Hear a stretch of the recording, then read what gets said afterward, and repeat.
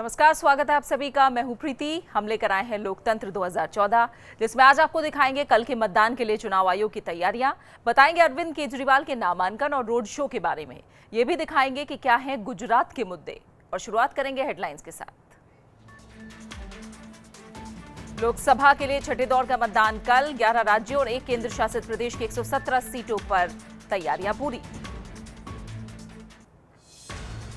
वाराणसी में केंद्रीय शैक्षिक संस्थानों में मोदी की यात्रा पर कांग्रेस ने जताया ऐतराज। वडोदरा में मिस्त्री के खिलाफ शिकायत दर्ज। आखिरी दौर के लिए नामांकन का सिलसिला तेज। वाराणसी से अरविंद केजरीवाल ने भरा पर्चा। मोदी का नामांकन कल। पंजाब के पटियाला में बुनियादी सुविधाओं का अभाव बना चुनावी मुद्दा। परनीत कौर ने राज्य सरकार पर लगाया नाकामी का आरोप।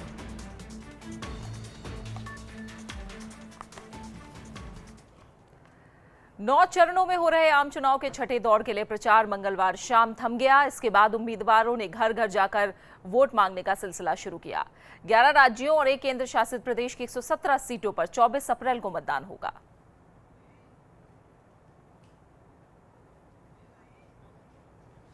दौर के लिए प्रचार का शोर थम गया। इसके साथ ही उम्मीदवारों ने घर घर जाकर लोगों से वोट मांगना शुरू कर दिया है। इस दौर में 11 राज्यों और 1 केंद्र शासित प्रदेश की कुल 117 लोकसभा सीटों पर 24 अप्रैल को मतदान होगा। इनमें तमिलनाडु की सभी 39, महाराष्ट्र की 19, उत्तर प्रदेश की 12, मध्य प्रदेश की 10, छत्तीसगढ़ और बिहार की 7-7 लोकसभा सीटें शामिल हैं। इनके अलावा पश्चिम बंगाल और असम की 6-6, राजस्थान की 5, झारखंड की 4, जम्मू कश्मीर और पुडुचेरी की 1-1 सीट पर भी वोट डाले जाएंगे। साथ ही 3 राज्यों की 4 विधानसभा सीटों के लिए भी मतदान होगा। इनमें बिहार की 2 और मध्य प्रदेश और तमिलनाडु की 1 सीट शामिल है। देश में अब तक 5 दौर में 232 सीटों पर शांतिपूर्ण मतदान संपन्न हो चुका है, जिसमें मतदान को लेकर लोगों में खासा उत्साह नजर आया है और भारी तादाद में मतदान हुआ है। Bureau report, Rajya Sabha TV. Maharashtra की 19 सीटों पर भी गुरुवार को वोट डाले जाएंगे। 19 सीटों पर कुल 338 उम्मीदवार मैदान में हैं। इस दौर में कई दिग्गजों की किस्मत ईवीएम में कैद होगी। होने वाले लोकसभा चुनाव की तैयारियां पूरी कर ली गई हैं।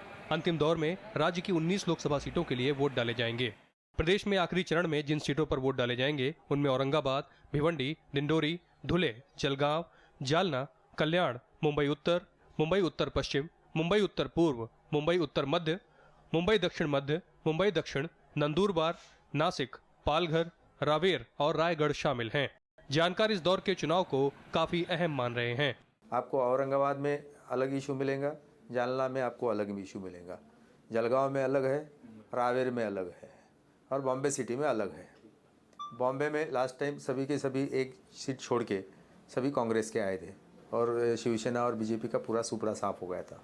इस दौर में राज्य की 19 सीटों पर 3 करोड़ 18 लाख मतदाता अपने मताधिकार का इस्तेमाल करेंगे। इसमें 1 करोड़ 70 लाख 20,383 पुरुष और 1 करोड़ 46 लाख 22,713 महिला मतदाता हैं। 19 सीटों पर कुल 338 उम्मीदवार अपना भाग्य आजमा रहे हैं। इनमें से 149 निर्दलीय और 26 महिला उम्मीदवार हैं। जिन उम्मीदवारों की किस्मत का फैसला इस दौर में होगा उनमें छगन भुजबल, मिलिंद देवड़ा, प्रिया दत्त, गुरदास कामत, केंद्रीय मंत्री माणिक राव गावित, सामाजिक कार्यकर्ता मेधा पाटकर, अभिनेता महेश मांजरेकर शामिल हैं। यहाँ पर जो मूल मुद्दा है ग्रामीण क्षेत्रों का, वो सबसे बड़ा मुद्दा है सड़क का, बिजली का, पानी का। सड़क आप यदि ग्रामीण भागों में जाकर देखेंगे तो बहुत बड़े इलाके में आपको सड़क का नामो निशान ही नहीं दिखाई देगा। बरसात के मौसम में यदि आपने जाकर देखेंगे तो कई इलाकों में पहुंचना ही नामुमकिन था। 12 लोकसभा क्षेत्रों में 16 से ज्यादा उम्मीदवार हैं। इनमें औरंगाबाद में सबसे ज्यादा 27 और नंदुरबार में सबसे कम 9 उम्मीदवार हैं। इनमें से बीजेपी 11, शिवसेना 8, कांग्रेस 10, मनसे 7, बीएसपी 19 सीटों पर चुनाव लड़ रही है। इस चरण के लिए 2,62,724 चुनाव कर्मियों को ड्यूटी पर लगाया गया है।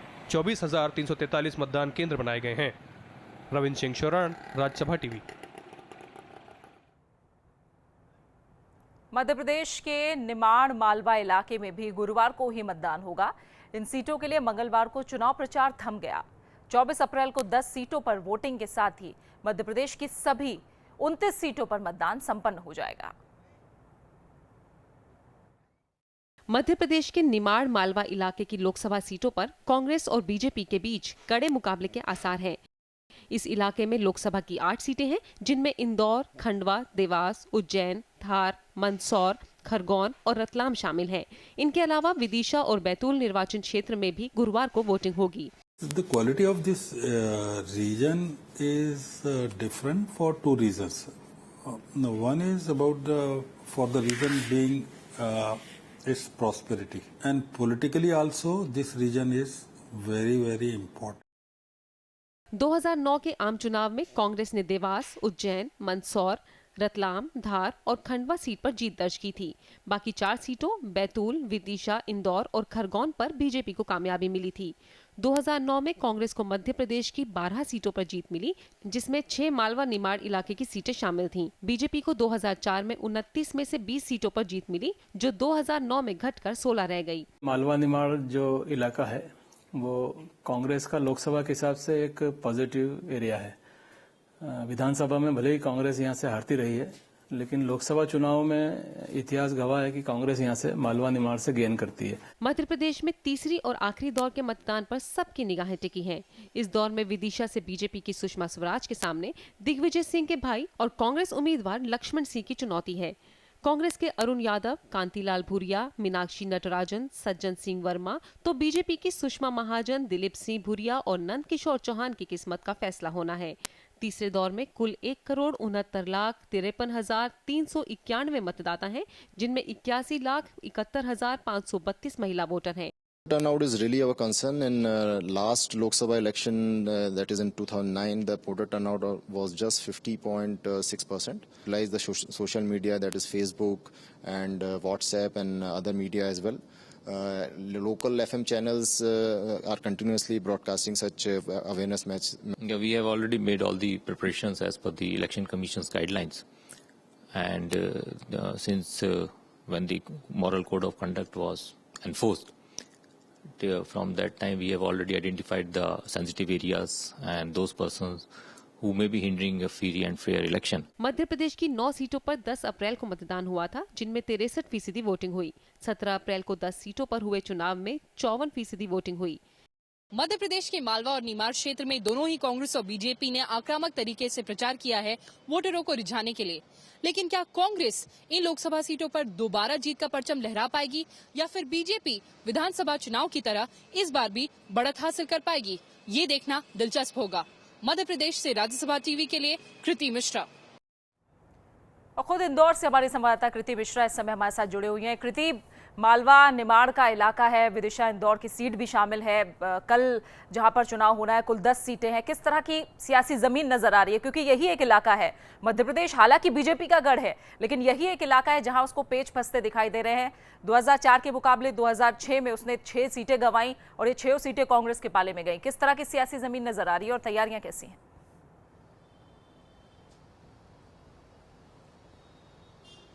जी प्रीति, कांग्रेस ने जहां 2009 में जो 12 सीट्स मध्य प्रदेश में जीती, उनमें से 6 मालवा निमाड़ में थी, तो पूरी तरह से जान झोंक दी है। मैं आपको बताऊं कि कांग्रेस और बीजेपी दोनों ने अपने स्टार कैंपेनर्स उतारे थे जब यहां पर चुनाव प्रचार चल रहा था। बीजेपी की बात करूं तो नरेंद्र मोदी, LK आडवाणी, सुषमा स्वराज, और वहीं कांग्रेस में सोनिया गांधी, राहुल गांधी और ज्योतिरादित्य सिंधिया ने भी यहां पर काफी कैंपेनिंग की। लेकिन अब ये जो रीजन है, जो 6 सीटें हैं, और जो सबसे खास जो 2009 में जो अचंभित सबको किया था वो मीनाक्षी नटराजन ने था। मंदसौर से वो लड़ी थी। लक्ष्मी नारायण पांडे जो 8 बार वहां से सांसद रहे थे, उनको उन्होंने हराया था। तो कांग्रेस को कहीं ना कहीं बहुत ज्यादा उम्मीद, क्योंकि जो मध्य प्रदेश कांग्रेस कमेटी है उसके जो चीफ हैं अरुण यादव, वो भी खंडवा से लड़ रहे हैं, रतलाम से कांतिलाल भूरिया लड़ रहे हैं। तो कहीं ना कहीं कांग्रेस को बहुत ज्यादा उम्मीदें हैं कि ये जो उम्मीदवार हैं उनको जीत दिलाएंगे ही। और साथ ही मैं बीजेपी की बात करूं तो वहां पे बहुत फ्रैगमेंटेशन भी है, इंटरनल सैबोटेज भी इतना ज्यादा है प्रीति कि कहीं जगह पे हमने उम्मीदवारों को देखा, जो पार्टी के कार्यकर्ता थे वो उम्मीदवार के कहीं पुतला फूंक रहे हैं, कहीं और नारे लगा रहे हैं। तो कहीं ना कहीं बहुत ज्यादा इन फाइटिंग बीजेपी में है। ऐसा नहीं कि कांग्रेस इससे अछूती है, लेकिन जो इन फाइटिंग है वो बीजेपी में हमको ज्यादा देखने को मिली। तो कांग्रेस इसी वजह से इस सोच में है कि मालवा निमाड़ रीजन की जितनी उसकी स्ट्रांग सीट्स रही हैं, फिर एक बार उसको हासिल हो जाए, ताकि वो मध्य प्रदेश में जो 29 सीट्स हैं इस रीजन में कहीं ना कहीं उसको बढ़त मिले। ये एमपी में और इस इलाके में स्ट्रैटेजी क्या रही है फिर कांग्रेस की? क्योंकि संगठन एमपी में कमजोर है कांग्रेस का, हम सब जानते हैं। मनोबल भी गिरा हुआ है, जिस तरह के विधानसभा चुनाव कांग्रेस के खिलाफ आए और बीजेपी को यहाँ बढ़त मिली है। किस तरह की स्ट्रैटेजी अपनाई है इस इलाके में कांग्रेस ने? और क्योंकि ये इलाका गुजरात से भी मिला हुआ है।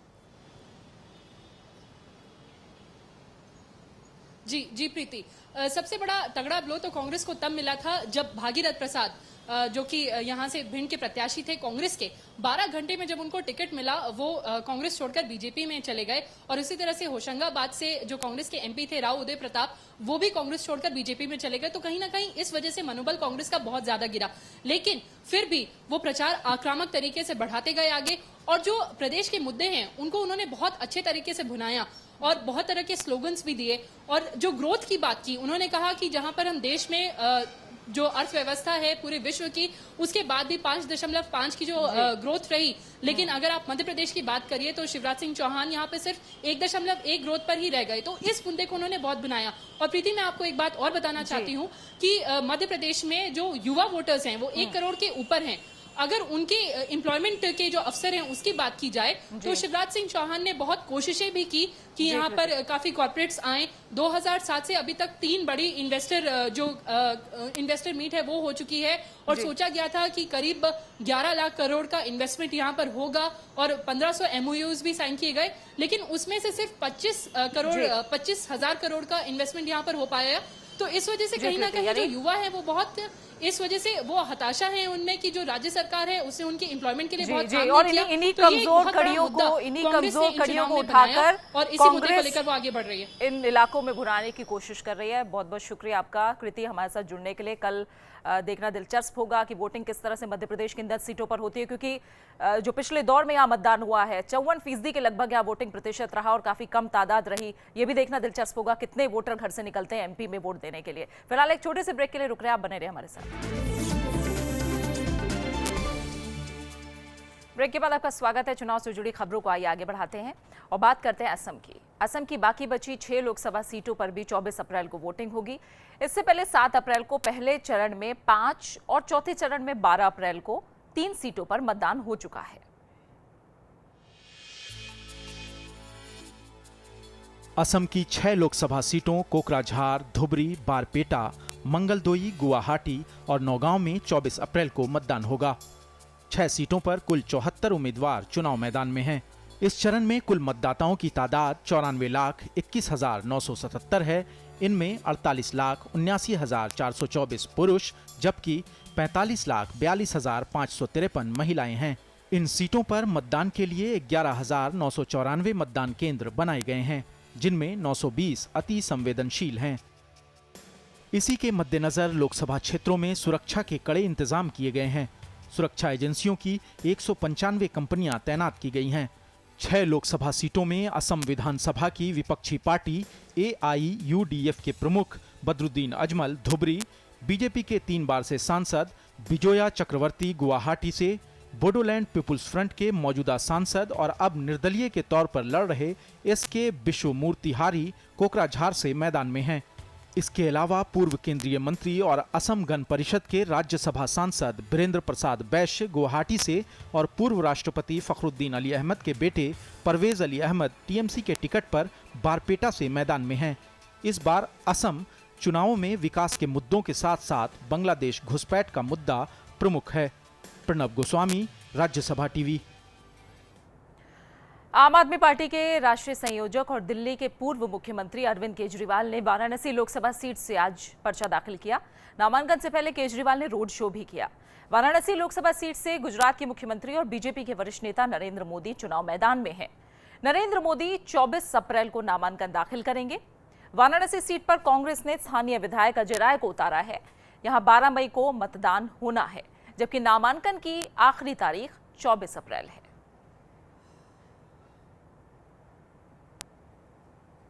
उधर वडोदरा पुलिस ने कांग्रेस प्रत्याशी मधुसूदन मिस्त्री के खिलाफ FIR दर्ज की है। उन पर आरोप है कि उन्होंने अपने प्रतिद्वंदी और बीजेपी प्रत्याशी नरेंद्र मोदी के खिलाफ कथित रूप से अपमानजनक पर्चे छपवाए।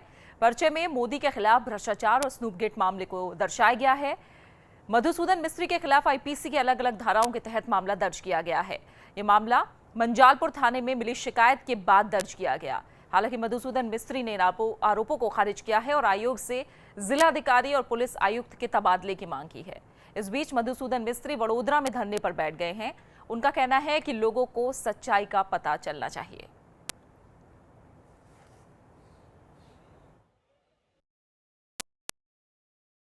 हमने इलेक्शन कमीशन को लिखा है, दिल्ली भी लिखा है, आज भी लिखा है उसके अंदर, और यहाँ पर आम लोगों को जागरूक करने के लिए बैठे हैं। पब्लिक को अवेयर करने की है कि न्यायी और मुक्त चुनाव ऐसे अधिकारियों की अगुवाई के अंदर नहीं हो सकता, इस वजह से उनको ट्रांसफर करना चाहिए। कांग्रेस ने चुनाव आयोग से नरेंद्र मोदी की शिकायत करके उन्हें वाराणसी के शिक्षा संस्थानों में जाने से रोकने की मांग की है। 24 अप्रैल को अपने नामांकन के दिन मोदी हेलीकॉप्टर से काशी हिंदू विश्वविद्यालय में उतरेंगे। इसके बाद यहीं से उनका रोड शो शुरू होगा। कांग्रेस ने शिकायत में कहा है कि ये संस्थान सरकारी हैं और किसी भी राजनीतिक पार्टी को इसका चुनावी फायदा उठाने से रोका जाना चाहिए। कांग्रेस के कानून विभाग से जुड़े केसी मित्तल ने कहा कि 2001 के चुनाव में प्रधानमंत्री अटल बिहारी वाजपेयी और कांग्रेस अध्यक्ष सोनिया गांधी को भी महात्मा गांधी काशी विद्यापीठ जाने की अनुमति नहीं दी गई थी।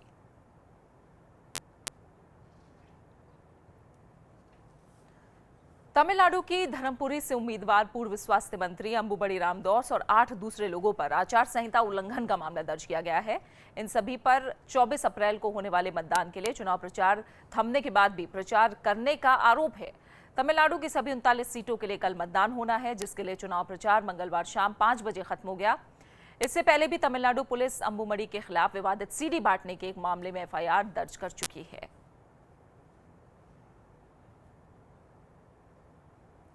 लोकसभा चुनाव के दौरान काले धन पर लगाम लगाने की कोशिश के तहत चुनाव आयोग ने 240 करोड़ रुपए नकद जब्त किए हैं। इसके अलावा मतदाताओं को लुभाने के लिए भारी मात्रा में इस्तेमाल होने वाली शराब और ड्रग्स भी बरामद किए गए हैं। आयोग के ताजा आंकड़ों के मुताबिक बरामद राशि में से 102 करोड़ रुपए आंध्र प्रदेश, 39 करोड़ रुपए तमिलनाडु और 20 करोड़ 53 लाख कर्नाटक से जब्त किए गए हैं। इनके अलावा 1 करोड़ 32 लाख लीटर शराब और 104 किलोग्राम हेरोइन बरामद की गई है। चुनाव में काले धन के इस्तेमाल को रोकने के लिए आयोग ने देश के हर संसदीय क्षेत्र में केंद्रीय राजस्व सेवा के अधिकारियों को तैनात किया है। केंद्र सरकार में विदेश राज्य मंत्री परनीत कौर कांग्रेस के टिकट पर पटियाला से चुनाव लड़ रहे हैं। परनीत उन बड़े नामों में हैं जिनकी हार या जीत के साथ कांग्रेस की प्रतिष्ठा दांव पर लगी है। यहां से 3 बार लोकसभा चुनाव जीत चुकी परनीत कौर से राज्यसभा टीवी संवाददाता दीपक डोभाल ने खास बात की।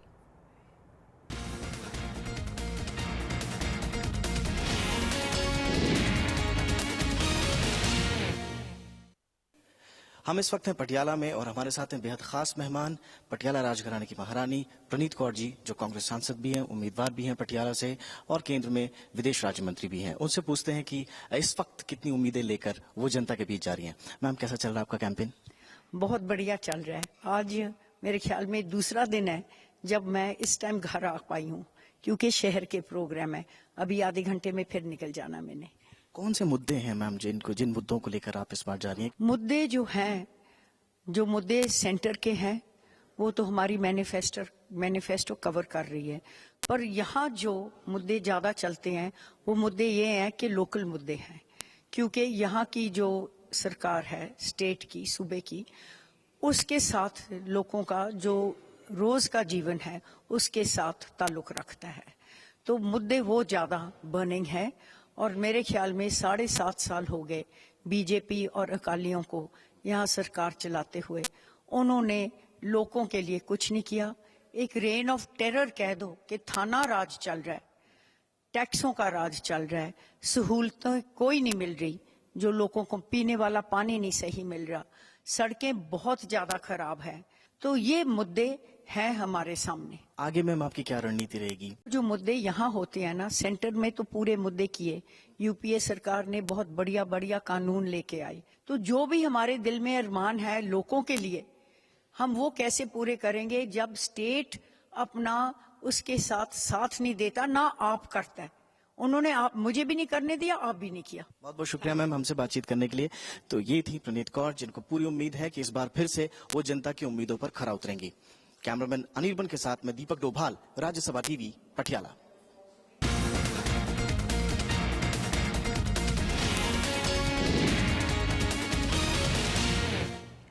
पंजाब में मतदाता जागरूकता बढ़ाने के लिए राज्य निर्वाचन आयोग कई पहल कर रहा है। लुधियाना में विंटेज कार रैली की गई, जिसका मकसद लोगों को मतदान के लिए जागरूक करना था। कार रैली में जनता बढ़ चढ़कर हिस्सा ले रही है। पंजाब में 13 लोकसभा सीटों के लिए 30 अप्रैल को मतदान होगा।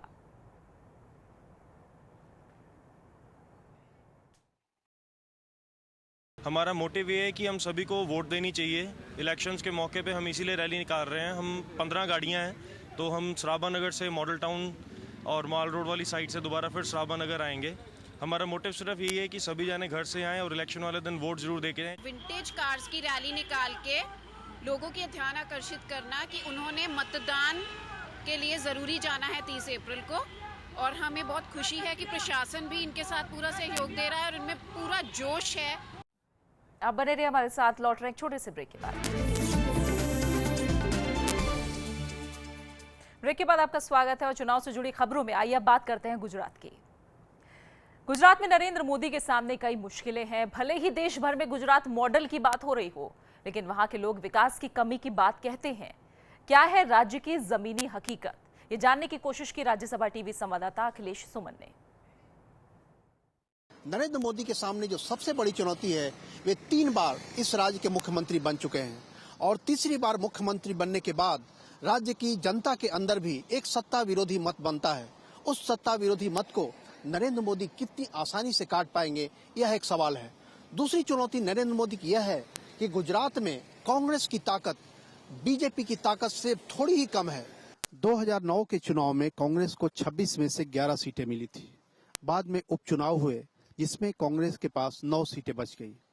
अब नरेंद्र मोदी की दुनिया में कहते हैं, देश में कहते हैं कि आंधी चल रही है। अब देखते हैं कांग्रेस की क्या स्थिति है और कांग्रेस क्या सोच रही है। गुजरात के आम लोगों ने तय कर लिया है कि भाजपा नहीं चाहिए। इसलिए मैं कहता हूं, गुजरात में 2009 में कांग्रेस ने 11 सीट जीती थी, 2014 में 11 से 1 सीट तो ज्यादा आएगी, ये मैं दावे के साथ कह रहा हूँ। नरेंद्र मोदी गुजरात मॉडल की बात करते हैं। बीजेपी गुजरात मॉडल के आधार पे देश का विकास चाहती है, लेकिन गुजरात के लोगों का आरोप है कि यहाँ सिर्फ बड़ी पूंजी वाले लोगों का विकास हुआ है, छोटी पूंजी वाले लोगों का उतना विकास नहीं हुआ है। यहाँ उद्योग लगे हैं लेकिन बहुत सारे उद्योग बंद हुए हैं, यह भी लोगों का आरोप है। सवाल यह है कि बीजेपी के लोग किस तरह गुजरात के जनता जो हकीकत देखती है उसके खिलाफ ऐसी बात पूरे देश में प्रचारित कर रहे हैं।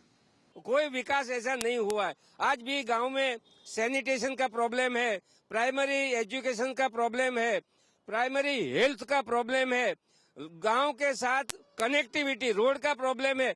जो भी चुनाव हुए हैं उसमें भाजपा की भारी मत से जीत हुई है और गुजरात की जनता नरेंद्र भाई मोदी के प्रति आश्वस्त है, वो पूरा विश्वास है और वो विश्वास की लहर जो है वो पूरे देश में आज चल रही है। सारे आरोपों के बावजूद गुजरात बीजेपी पूरे तन मन धन से लगी हुई है इस चुनाव को जीतने के लिए।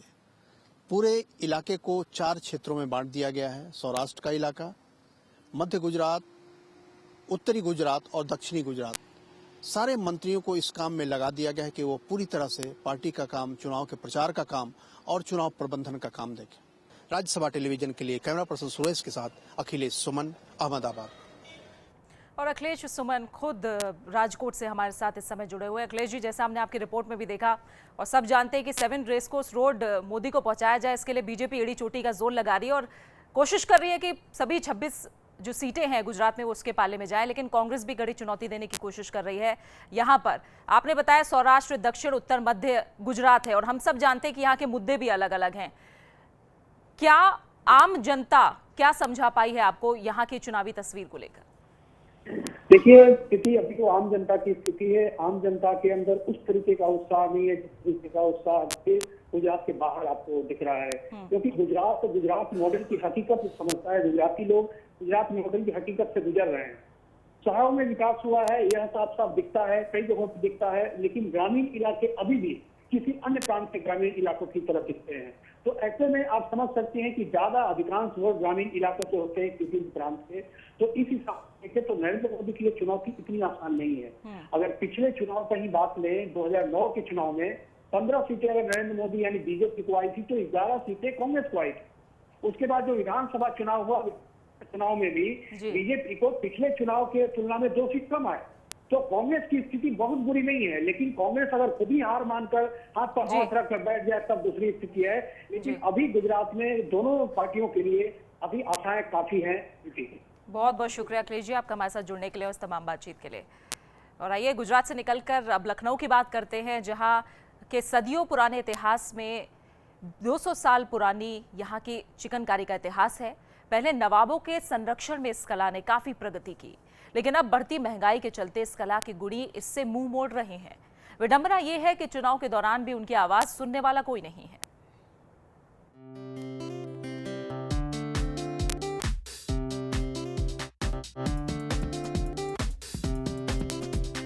फ्रेम में कपड़े को डालकर डिजाइनों पर सुइयां चलाती, जितनी ज्यादा महीन कढ़ाई उतनी ज्यादा मेहनत और उतना ज्यादा दाम। ये है चिकनकारी का दस्तूर। लेकिन चिकनकारी के ये कारीगर महीन से महीन काम करने के बावजूद कुछ भी नहीं कमा पाते। इतना भी नहीं कि अपने परिवार का पेट पाल सकें। लेकिन इस अशिक्षित महिला के पास इस हुनर के अलावा कुछ भी नहीं है, इसीलिए अब ये अपने बच्चों को ये काम नहीं सिखाना चाहती। अगर चिकन के कपड़ों की बात करें तो एक सस्ते से सस्ते कुर्ते की कीमत 500 रुपए से कम नहीं होती।